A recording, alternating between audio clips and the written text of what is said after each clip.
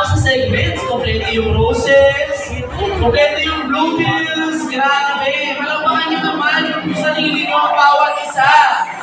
Kasi dinamin na napag-episode mo yun.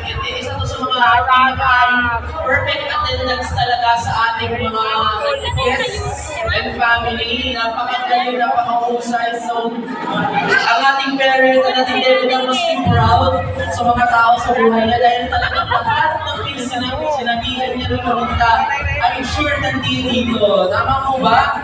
Naglaan na natin ang oras. And, ayan, of course, alam ko, hindi makukumpleto itong kumpleto kung hindi natin kakantahan ng happy birthday yung ating David natin. Tama po ba? May happy birthday po ba tayo dyan, DJ? Meron. So, kantahan natin ng happy birthday sa Eliza. Pwede ka, kung kinakanta ko nila, pwede ka sa akin. Yan.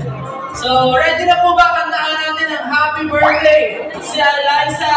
3, 2, 1!